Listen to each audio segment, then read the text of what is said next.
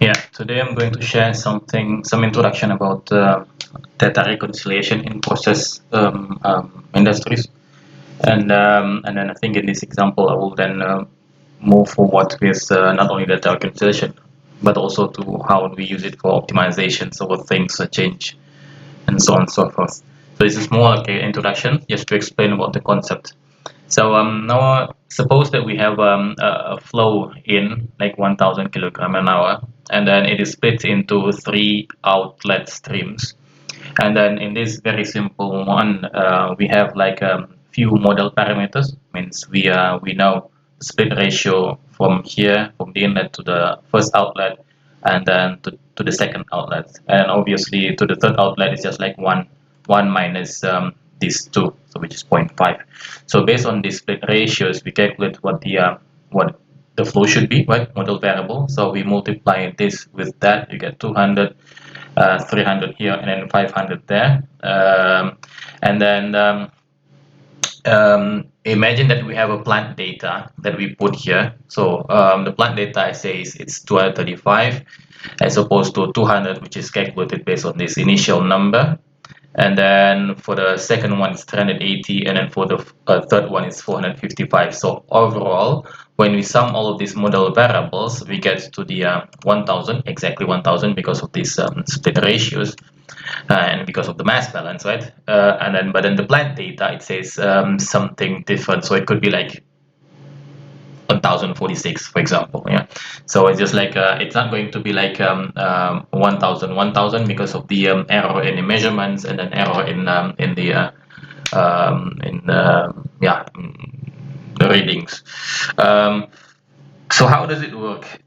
Basically, for each of these flow meters, because we assume that this is the plant data which is coming from the flow meters. For each of the flow meters, we know what the accuracy should be, right? Typically, we historize the readings for a certain steady state period, and we can then calculate what the standard deviation is. So now if we assume that they have like the same standard deviation for all of these three measurements. So now we have three measurements, yeah, these measurements, that measurements, and then these measurements, and then these measurements as well, like four measurements. But these are the three flow meters that we want to try to match, because these three, they are important, right? They are important because they could like represent the outlet streams or the product streams that we want to optimize later on. So assuming that they all have the same standard deviation, and then we just simply calculate the error, which is then the difference between these two, square it, and then divide it by the standard deviations. So the more accurate the measurement is, that means the smaller this number is, and then it will then give a higher weight for this error. And when we sum all of these errors, right, we get to this number.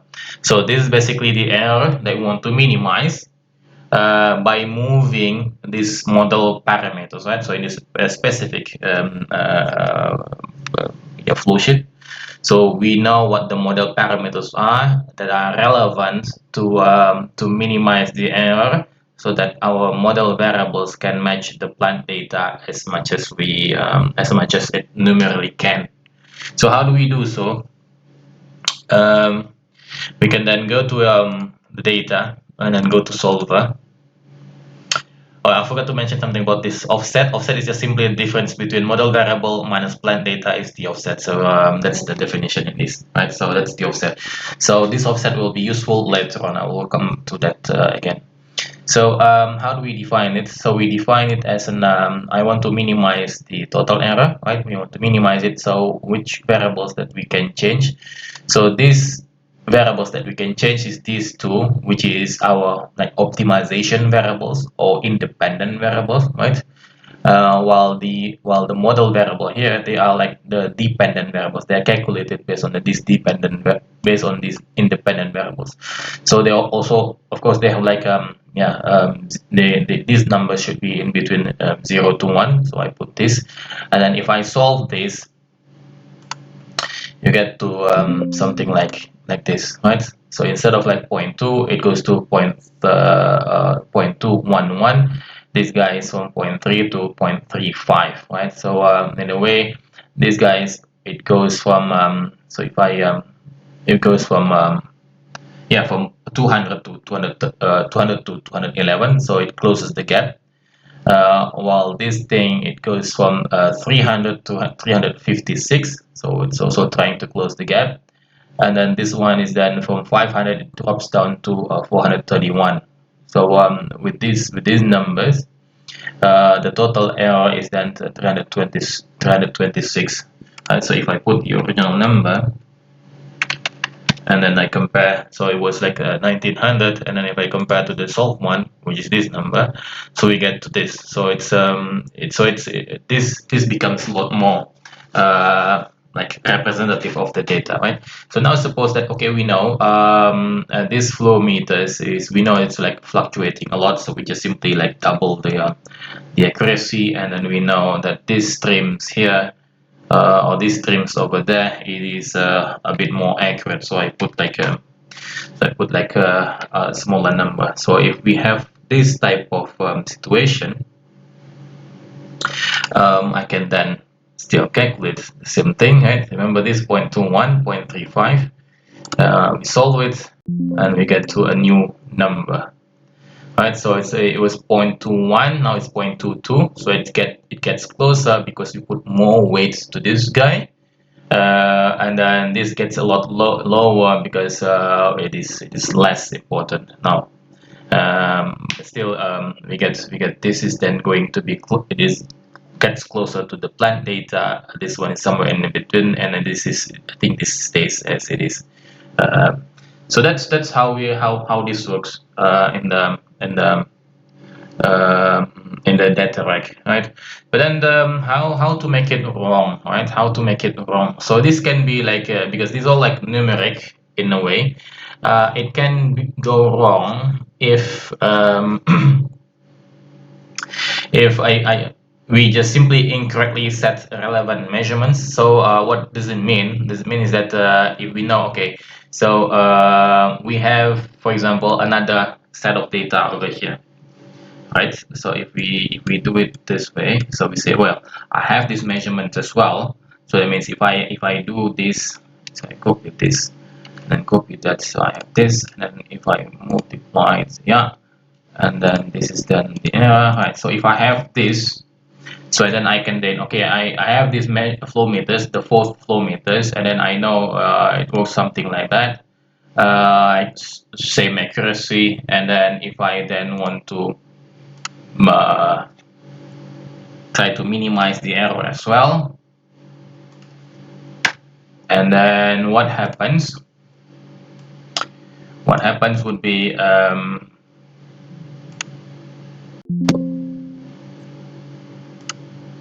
it doesn't change a lot. So if I try to 0.2 and this is 0.3, and then I say, okay, let's see what happens. Yeah, it doesn't change a lot. I mean, it's basically the same as as the one that we have over here. So if I go back to this 5, and then this is also 5,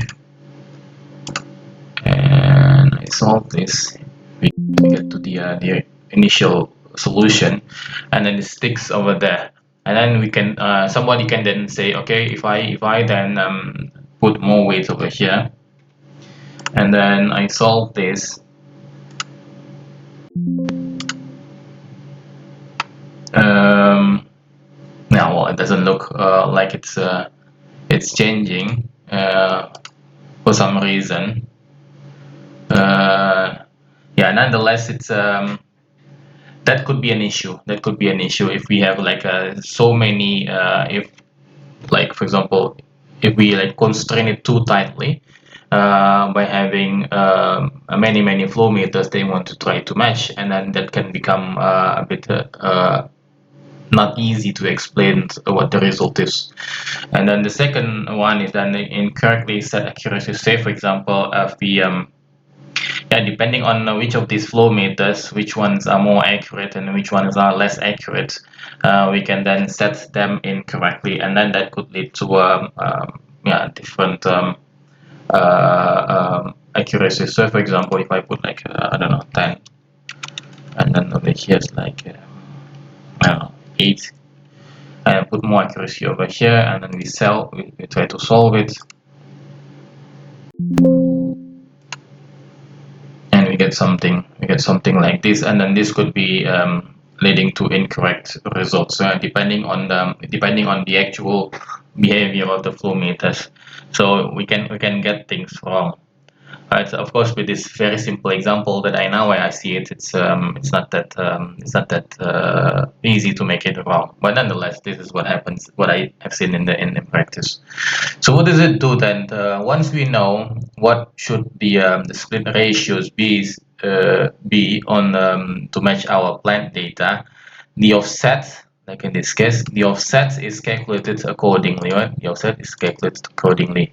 And then in the next step, say for example, in the optimization, we know then by knowing what the offset is, we know then the offset between the model variables and the plant data.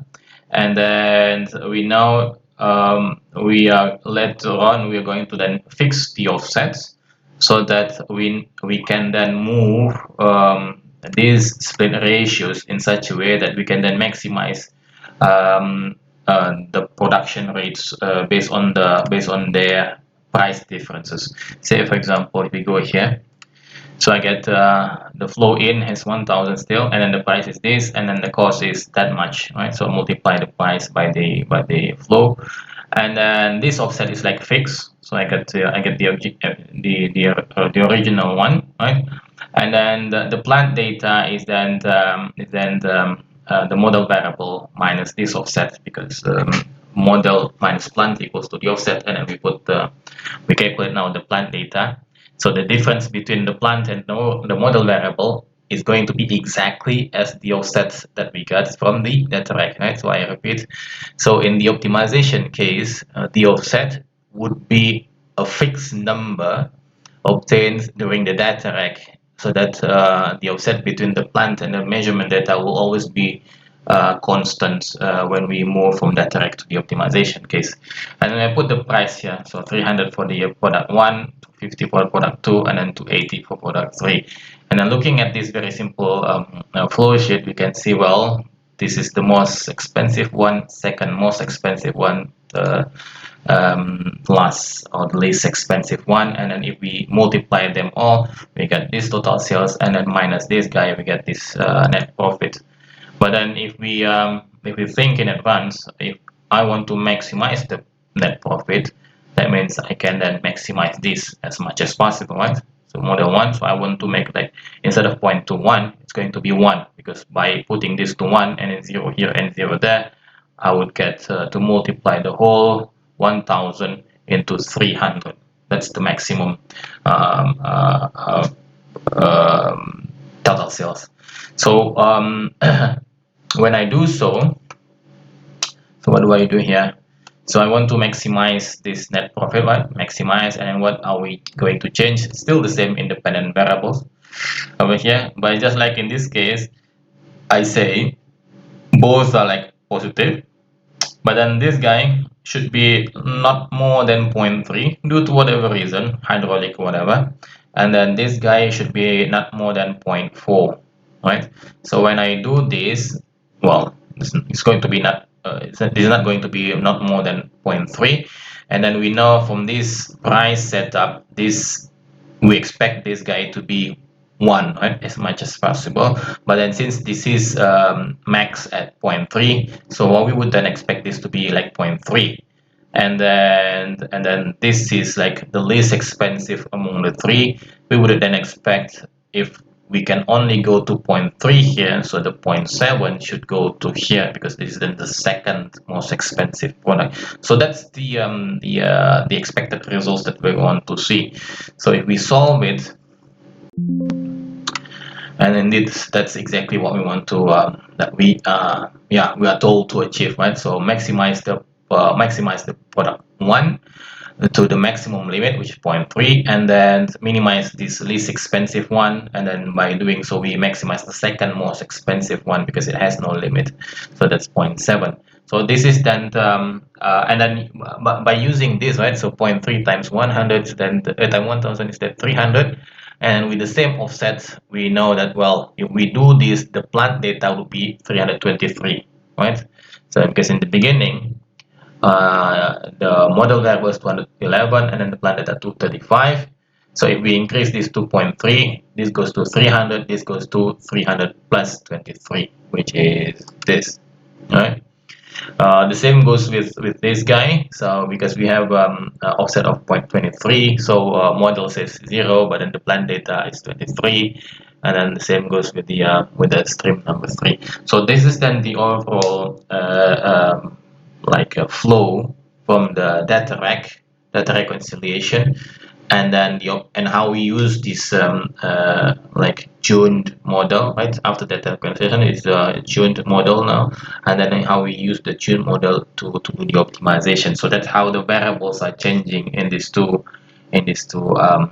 phases. So next we will then see how it is being done in Unisim.